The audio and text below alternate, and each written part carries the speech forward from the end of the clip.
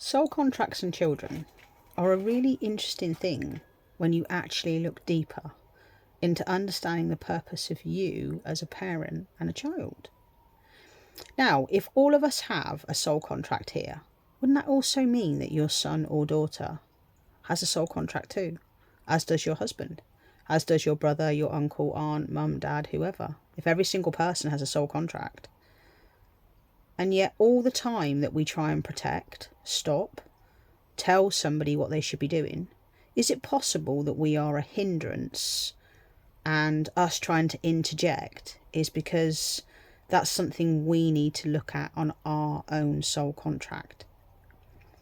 I did a brilliant session with somebody last week and she said to me, I've booked you because my daughter is in a narcissistic relationship and I'm incredibly worried about her and she will not listen to me. And she said, so I want you to tell me exactly the words I need to give her and make happen for her so that she can leave that narcissistic relationship. And I said to her, okay, so what about if she needs to experience having a narcissistic relationship in order for her to further and grow her own soul? Because of course the only way the soul can learn anything is if they experience that emotion. Isn't that why we all come down here? Don't we come down here and play this lovely little game of cast, characters, roles, scripts? Because we're all trying to learn whatever it is that our soul came here to learn. And those of you that are into this kind of thinking along the higher self will get exactly what I mean.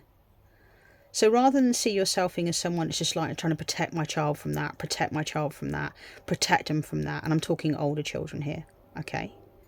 How about we start saying, okay, well, I'm going to let my son or daughter experience whatever they need to experience, but I'm going to hold unconditional love and I'm going to say I am here and I'm going to allow that person to do whatever it is that they need to do in order for them to grow. Because, of course, the more that we interject, the more that we're like, don't do that, and I've seen this quite recently with one of my friends, the longer that plays out for that person. Whereas if we just remove that block and that barrier and say, I'm here for you. No matter what you go through, I am here for you. That will allow the soul contract with that person, karmically, whatever, to play out a lot faster. And every time that we try and interject because of our own wounding, our problems and our issues, that's potentially, possibly delaying the completion of that part of that soul contract for that person. And just allow that to sit with you today. And just think to yourself, all the while that you're trying to protect the son, the daughter, brother, sister, mum, dad from doing something. Well, what about then if that's something that they need to tick off and they need to experience for themselves so that their soul can learn that? I'll leave that with you, and as always, I'd love to know your thoughts. But that certainly sits with me, because I know that all the while that I tried to stop other people around me doing things, they went and learned them anyway, with whoever, doing whatever.